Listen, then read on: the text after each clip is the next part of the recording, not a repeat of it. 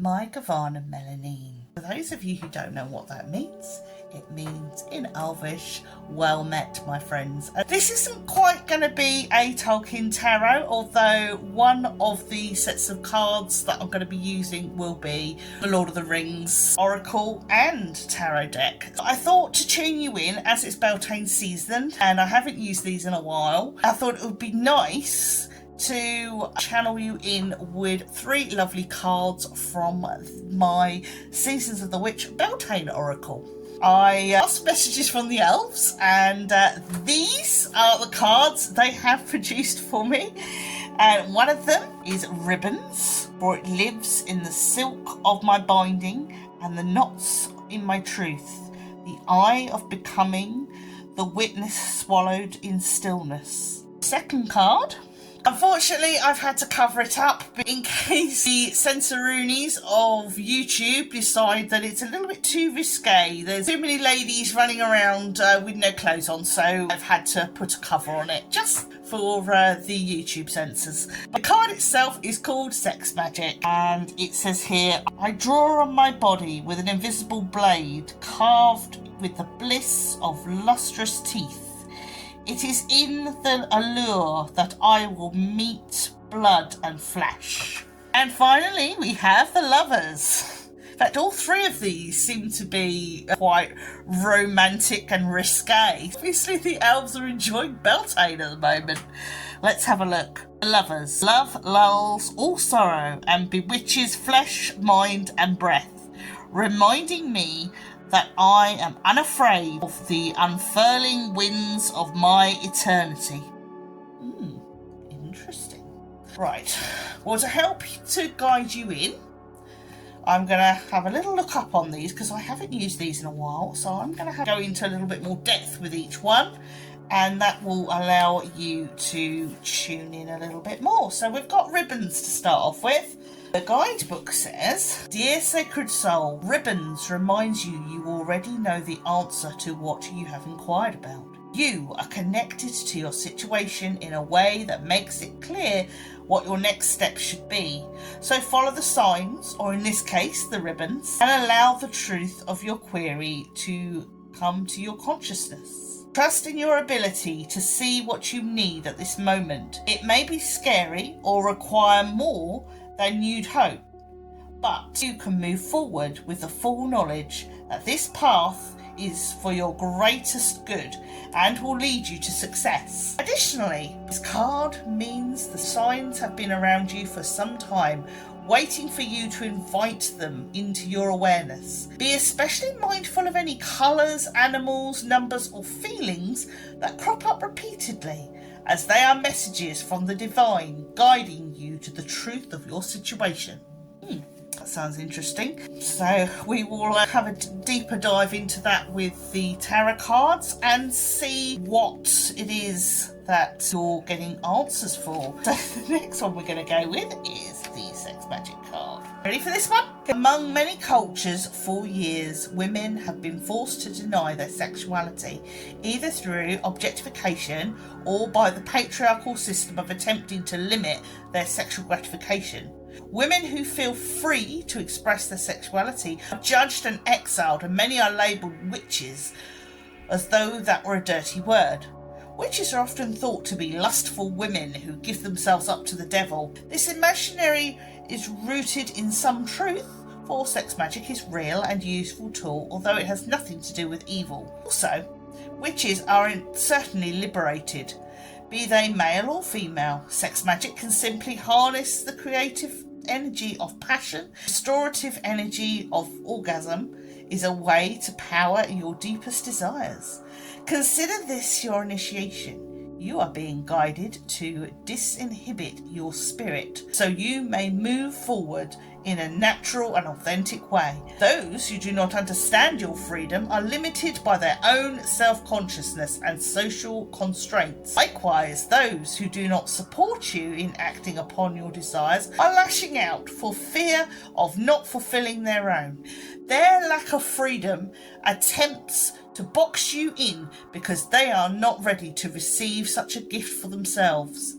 Sad as it may be, their lack of enlightenment is not a reason for you to keep your soul bound in solidarity. If you find yourself among those who do not support your passion, now may be the time to self-exile and seek more illuminated, open-minded relationships. Yeah, there's real powerful energy coming from that, even though we've had to keep the YouTube censors happy. And the final card is the Lovers. Vulnerability.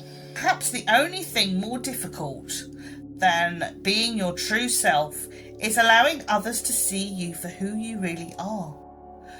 The fear of rejection can make you feel like you have to remain guarded or alter your truth to be more desirable. The need to shelter your heart is even greater once you've experienced heartache and betrayal, as your heart begins to fear the idea of love blooming again after it has been shattered. It is natural to retreat for a time to mend the broken pieces, but the presence of the Lovers is a welcome sign that your heart is ready to experience love through higher consciousness. Your previous relationships have taught you what isn't in alignment with your heart. Each prior experience offers you more insight into the type of relationship you are now ready to call into existence. Your pathway to true love lies in your willingness to be open and vulnerable. Do not be afraid to show the world who you truly are. Be willing to say no to those who cannot accept you for all of your flaws, curves, cracks and baggage. These are not the right people for you.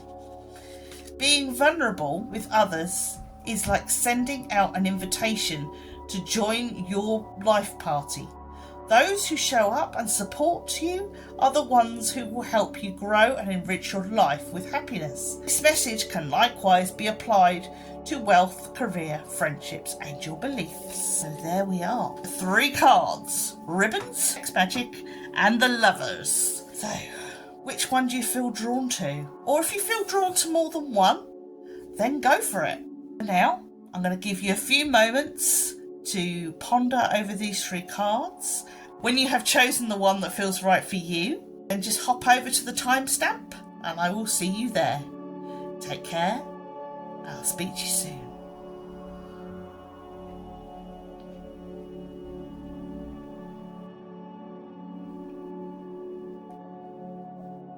Welcome card 1. Now the card you chose was Ribbons, and here is your reading.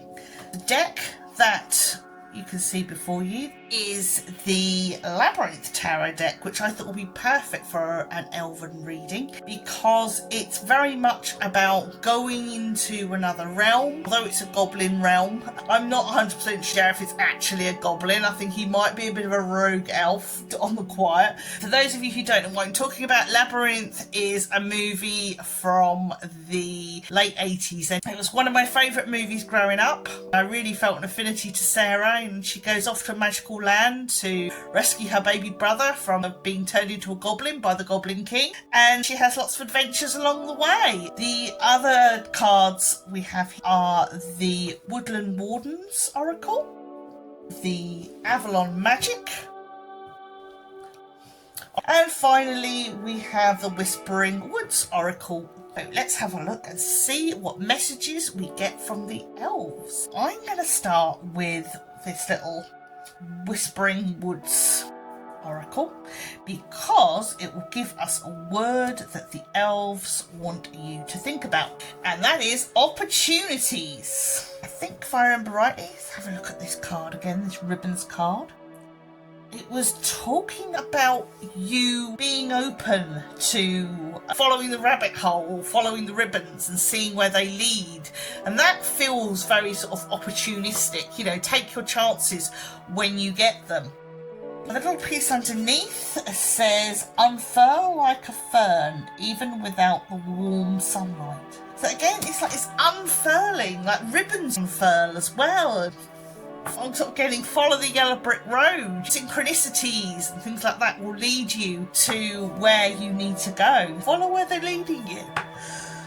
Right, our second little diddly card is from the Avalon Magic Oracle deck. And I'm just going to read to you what it says on the other side. We have this, looks like a medicine woman And she's got the little dog in the background. Could even be Hecate. The reason why I'm thinking sort of more Hecate than anything else is because we have a doggy in the background, and obviously Hecate has an affinity to specifically black dogs, but you know, any dog will do. Just one little doggy, and he is observing the lady who is stirring a potion, or she could be taking in the vapours to get a vision. Okay, let's turn over and see what message we get. Reawaken your intuition. Allow your emotions to ebb and flow like the cycle of nature's seasons. So I'm wondering if this is more of a vision quest. It's asking us to perhaps get more into our meditation, maybe even create your own meditations with the elves and see what they want to tell you. Perhaps this is what they're asking you to do. So maybe ribbons, get in touch, connections, they want to connect with you. Okay, let's see what we've got here. This does tend to have a lot of wisdom in the guidebook, which I feel is really useful. So we've got here the porcupine and the anemone. Boundaries is the watchword. That's interesting. The porcupine, with its impressive quills, is a well-known symbol of self-defense, according to the legend common amongst the Anishinaabe tribes. The porcupine got its quills by placing the branches of a hawthorn tree on its back, defending itself against the bear. Nanabozho, I don't know whether I'm pronouncing that right, but I'm just doing my best. The trickster spirit in Ojibwe myth saw the porcupine's cleverness and fashioned it a coat of quills to wear from then on. Just as the porcupine curls into a ball to defend itself from the predators, the anemone flower turns inward and down during rainstorms, protecting its delicate petals from damage. You cannot help others unless you help yourself. Maintain healthy boundaries around your time and energy, giving generously only once if you are sufficiently fed. What this card is telling us, yes, go for these opportunities, meditate, communicate with the elves, with spirit, but it's also warning us to protect ourselves, to keep ourselves guarded, to not just go in blindly, because even nice elves can be tricky. So yes, go explore other realms, but make sure you are grounded and make sure you have the right protections. So we're now going to go into the actual tarot deck. This deck can be a little bit tricky. Okay, I will warn you now, this deck can throw up all kinds of things. I've never known such a tricky deck. First card we have is the Page of Pots. Now, the pots are sort of like the equivalent of cups. And then we have the Knight of Junk. Junk is our placement for pentacles, so it's going to get run over, actually. And then we have the Eight of Pots. Ooh, the Magician. We have the Goblin King himself. Ooh, he doesn't look too happy, does he? And finally, we have Three of Junk. I think this one is, because there's Three of Junk. I think that is possibly the Three of Junk. Interesting. It almost looks like Two of Discs, so you would catch yourself out on that. Now, we've talked about protection, following opportunity, and I feel that this is saying you need a guide. You need some proper learning on this subject. If you really want to cross boundaries, cross hedges, go into other realms, don't just do it willy-nilly. It can be a spirit guide, but I feel this has to be a person. But it's saying some formal training may be needed for this. It doesn't have to be like joining a coven or something like that. There are sort of plenty of people who do one-to-one teaching, if that's more your thing, or even online teaching. You'll get a feel for the right person, and when you gel, you will thrive. But the reason why I'm saying you may need a guide to begin with is this Knight of Junk here. I feel this is you.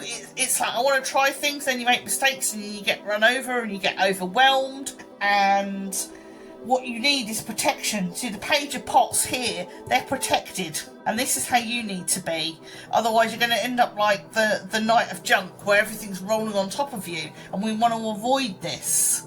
And the way to achieve, the way to move away from this is this. We need our magician, we need our Goblin King to show us the way and to show us how to protect ourselves. This feels like training because you've got the shields here and they're broken, like you've been training and learning, and it's like a broken fork or a tool where you've tried things and they've got broken or they've messed up, but you've done it in a safe environment. You've done it with your teacher. You've made mistakes, but your teacher has been there to support you. And that's what I'm feeling from here. The messages from the elves is yes, go ahead, and albeit whether this is spiritual, whether this is creative, it does feel more spiritual than creative. Perhaps you are someone who is looking into healing or mediumship or witchcraft or something like that. But what I'm feeling really strongly is they're saying, yeah, but make sure you've got your protections and make sure that you've got a teach on them. I want to say the mundane side because I did say spirit guide earlier, but they're really saying to me, no, it's got to be someone on the mundane. Even if you're working together online, it's better though if it is a person that you know. It might be worth looking up your local moots and seeing when people meet up. I mean, most sort of pagan communities meet up every month, and you might find somebody through that. Or if you're not sure about paganism and witchcraft, then there's always spiritualist churches or other sort of like mini, like little spiritual groups that are not affiliated to anything. Or you might find a tarot reader who you gel with and they might end up being your mentor. Don't do anything unless you are properly geared up, properly protected. I wish you luck. Whatever path you're going on, where you end up is going to be wonderful. Just make sure that you have everything in place. Yeah, that's the reading for you. I hope you've enjoyed that. And if you're not going to go into any of the other readings, then take care and look after yourselves. And Navaya Melanin, my Gavanan group too. Now you're the naughty lot who have chosen the Sex Magick card. Now obviously, as I said, Sex Magick energy can also be the creative energy, the creative process as it were. So yeah, we'll have to see what this card brings. I've had to cover it up again because it's a little bit, I wouldn't say it's risque, but then I'm not YouTube. So just as a precaution, we'll cover it up and they can be happy with that. Let's move the vending card out of the way and have a look at our reading. Our first card that we're going to turn is the Whispering Woods Oracle, and that should give us a word that is going to govern our reading. And we have Journey, branch out to new worlds. So we are looking for new opportunities, new things on the horizon coming up, something that might be exciting and dangerous and fun. Let's have a look, because obviously you lot are quite daring by the sounds of it. Let's see. And then we have this old gentleman. Now these are from the Avalon Magic cards. Now this could be Merlin, and he was an advisor to King Arthur, and he may have come through to advise you. So let's have a look. And the message we're getting here is your life lessons will be repeated until they are learnt. Guidance is on the way. Little bits of sternness there from Merlin. But let us have a look. So obviously the elves think that you have a few lessons to learn, and it looks like you've got a journey to take. This card is from the Believe in Your Own Magic Oracle deck, and it's one of my favourite decks actually. We have this beautiful lady in her sundress, and it's the middle of winter, but she doesn't care. She's enjoying wearing her sundress and trying to catch snowflakes with her tongue. So she's doing her own thing. And the piece underneath says, sundress, do it for you. So this looks like the journey you are about to go on. I don't really feel this is a literal journey. I feel this is more of a metaphorical journey, whether it be spiritual or otherwise. And what the elves are advising is that you do this for yourself. You should not be embarking on this journey for any other reason. We're not doing it to please family or something like that. No. This has to be for you and what you want. So not everybody is going to be encouraging. Some people are going to say, you shouldn't do it that way, you should do it this way. No. Your journey, your way. You pick the itinerary, you choose where you're going, and you choose how you get there. Now we're going to move into the tarot part of the reading, and the tarot deck I have been drawn to read for this group is the Darkwood Tarot. And it's a deck I haven't used for a little while, and even though I prefer to use it in the winter months, this kind of feels right to use it now. In fact, I didn't get to use it this winter, which was a bit of a shame, but it has a kind of dark fairy tale element. It felt like going into Mirkwood and maybe meeting the wood elves there, who are supposed to be less wise and more dangerous. If you're sort of confused as to what I'm talking about, that is what is said about them in The Hobbit. They're kind of looked down upon by the High Elves in Lord of the Rings. You have like the High Elves, and you have the Elves of the Twilight or the Sindar, and then you have like these sort of other elves who are like wood elves. They're kind of looked down upon, unfairly I think. But anyway, so we're going into the Darkwood, and we're going to see what these elves have to tell us. Let's turn over the cards. We have the Seven of Pentacles, followed by the Eight of Wands, and the Seven of Swords. Interesting. We've got 2 sevens. Strength. Finally, we have the Emperor. Interesting. So within our dark forest, we've got 2 sevens and an 8 of Wands. There's no overall dominant force in this, I can see. So let's have a look. It's pretty balanced, although there's no cups. So we're not really looking for the emotional side of things. Funnily enough, this was the Sex Magick card drew you in, but this is nothing to do with sex here. Right, let's have a look at things. I'm immediately drawn to the Seven of Swords, so we have this sort of Red Riding Hood character, and it's like she's hiding from the wolf, but she's got loads of swords with her. It's like she's sort of stolen a load of swords off the wolf, and he's looking for her, and he's not very happy. I suppose you wouldn't be happy if somebody pinched all your swords either. I want to link that in with the Seven of Pentacles. That's what I feel I need to do. The 2 cards here, it feels like bad dreams or getting visions that worry you and you're not sure how to or rest sleep.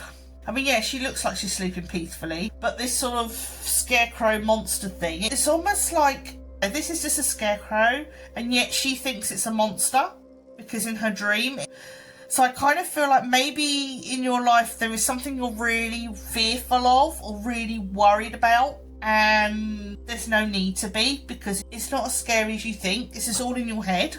And so we need to find a way to defend ourselves against that. And I'm looking at this, and it looks like this is a mermaid or a water nymph. And it could look like somebody's dropping torches on her. I feel that she's suspending those torches in the air as if to provide like a canopy of protection. And it just feels like it's saying you have that ability to create yourself some defense in a way that is bravado. So it's like you're going to somewhere and you feel really nervous about it, and you feel like, almost like, I'll give you an example, like you're going to go off and do a speech and you're really, really worried. Everyone's going to think that you don't know what you're talking about. Instead, you're going to protect yourself with this bubble, and then you're going to put on this bit of bravado, not show the person inside who's really bricking it. You're going to put on a front. You're going to present yourself in a way that says, I know what I'm talking about. I've done this loads of times. Listen to me. And I feel that's where we get this sort of Seven of Swords from. It's like you're going to steal the show, you're going to steal somebody's thunder. But you're not going to be afraid. You're going to really be calm about it. Even though inside you're really scared, you're going to find yourself overcoming that and building your confidence up. You see, she's stealing the show. And then we've got strength. And we've got a lady here who is calmly meditating, even though there's like a deadly cobra which could attack her and possibly poison her. And she's not worried by it at all. She's just meditating, cool, collective, calm, and she's confident and she knows what she's doing. And this is you. This is where you're going to be. So at the beginning of everything, you're going to be, oh, I can't do this. And then you're going to get into it and you're going to be like, yes. And by the end of whatever it is you've got to do, you're going to be calm, collected, focused, and ready to go. And then we've got this Emperor on the end. I feel that this Emperor is going to be impressed. So whoever you need to impress, this is like impressing the boss, I'm getting. You're going to impress the boss. Whoever's in charge, you're going to really make a good impression on them. Even though you don't think you've done anything, you're going to be able to get across to whoever you need to get across to that you can handle the situation. And this person, whoever they are, whoever the boss is going to be really quite impressed with you. So expect that this journey is going to continue. So this may be the beginning of your journey. This could be even a new job, or perhaps you feel out of your depth. There's real imposter syndrome here. But what it's saying is, overall, is if you do things your way, don't get caught up in other people telling you how to do things. There might be a reason why there's new blood in this job, because maybe things need shaking up a bit. And maybe you're the person who's going to be doing all the shaking up. And once you show your colleagues what you can do, once you have that bit of bravado and you build up that confidence, you're really going to show whoever is employing you or brought you into a project that you are the business, you are the bomb. This is absolutely fantastic. You're going to have a real sense by the end of it, a real renewed confidence in yourself and others' confidence in you. So I hope you enjoyed that reading. And all that remains for me to say is, unless you are drawn to any of my other readings, take care and avaya Melanine. My Gavana Melanine. And for those of you who don't know what that means, it means well met, my friends, in Elvish. And this is what our theme of the cards are today. We are doing messages from the elves. And so it seems wholly appropriate that this group are going to have the Lord of the Rings Tarot and the Lord of the Rings Oracle deck. The card that you guys chose was the Lovers, and the cards that we also have for you is one of the Avalon Magic cards and a Whispering Woods card. Let's see what message the elves have for you from the Whispering Wood card. We have clearing, make room for growth, and we've got some clearing out to do, or some spiritual clearing. Let's have a look and see. This is from the Avalon Oracle deck, and we have here a lady who is carrying a sword. These have like an Arthurian theme, but I don't think this is Lady of the Lake. She seems to be a bit more earthy than that. What I suspect is that she's some kind of wise woman, and perhaps she's blessing the sword here. Whether it's Excalibur, I really couldn't say. Let's have a look and see what she has to say. Have faith in yourself and in the higher powers. They lead you in dark times, even when you feel you've lost guidance. That's interesting, because that feels very Hecate. And I was going to say, in fact, Pile 1, their Avalon card, felt very much like Hecate. And she is also someone that people go to when they're stuck at the crossroads and they really don't know which path to turn. Let's have a look at this Lord of the Rings Oracle card.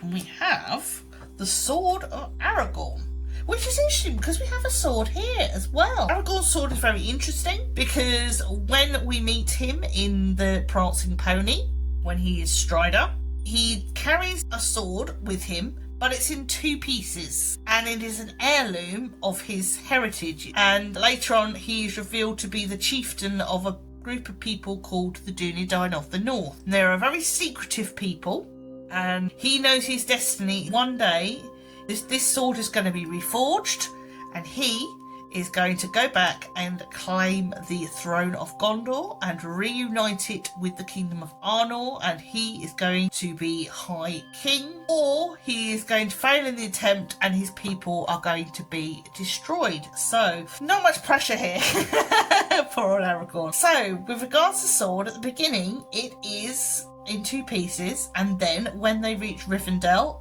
Aragorn has it reforged, and it is known as Anduril. Originally, it was called Narsil, and it's a very, very old sword, possibly even dating back to Elrond's brother. I'm not going to go into here because it's a very long story, and we're talking about Aragorn's sword.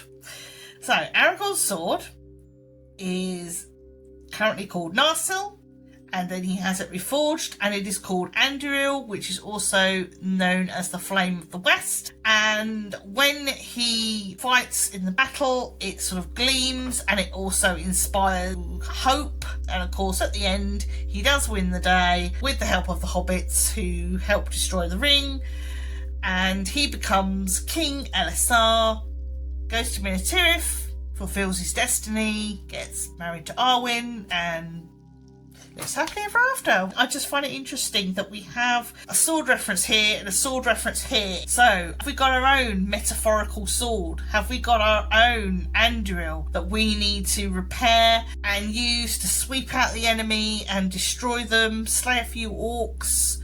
Who knows? Let's have a look and see what the tarot say. We have a 7 of Wands, followed by the Moon. So that's Galadriel's basin. We have a 4 of Wands. We've got a little bit of wand action going on. And then we have another 7. That's interesting. 7 of Swords. In fact, 2 7s in the previous reading. But this time we've got the 7 of Wands and the 7 of Swords. Right. And our final card is Legolas and it's Justice. So we've got 2 major cards here. And we've got 2 wands and a sword. Interesting. Again, this connection with swords, and it's one sword that stands out, and it's possibly Anduril. Because then you've got the 4 hobbit swords, a couple of orc weapons here, and it's like the 4 hobbit swords are supporting Anduril, helping him to succeed. Because I sort of feel I want to go with these wands, which are almost like I don't associate them with the wizards. I want to associate them with the hobbits, especially when I see the 4 little swords here. It's almost like you've got your own little backup team, your own little fellowship, but maybe you don't realise that there is quite a few people supporting you. And I find the Moon very interesting. We're talking about clearing, because with Galadriel's basin, when you looked into it, you could see different things from the past, the present and future, or possible future. But I feel this is like cleansing. Her sword can represent cleansing as well. And we've got a lot of these wands here. And also Justice. I feel the energy we're getting from the elves is to cleanse physically and spiritually, and maybe get others to help you. Or either call upon a professional to help you clear your house, or you might want to get some friends to help you take some stuff down the dump or to the charity shop. And I do get this sense of clearing, and with this being the Justice card, I'm immediately getting balance. Even though we haven't got the scales, and normally in the Justice card you would get scales, I'm getting balance. Things are out of whack. That's what it feels like. Things are out of whack and we need to get them balanced again, and don't be afraid to ask for help on this. We need our sword reforged. And in Lord of the Rings, Aragorn gets the smiths of Rivendell to reforge his sword. I definitely feel here that what these cards are saying is it's time to cleanse physically, spiritually, emotionally. And it's going to be a tough job, but it is spring, so it's spring cleaning. Get people to help you in whatever way you need, and take your time. Don't sort of stress yourself out over it, otherwise you'll get overwhelmed. Take it one day at a time, and you'll get everything back in balance again. By the end of it, you'll be like, look at us, get ready to hit the mark. So really, that's all I'm getting. I hope you've enjoyed that. If you're not drawn to any of the other readings in this video, hopefully I'll see you again. And all that remains to be said is take care, look after yourselves, and love, Melanie.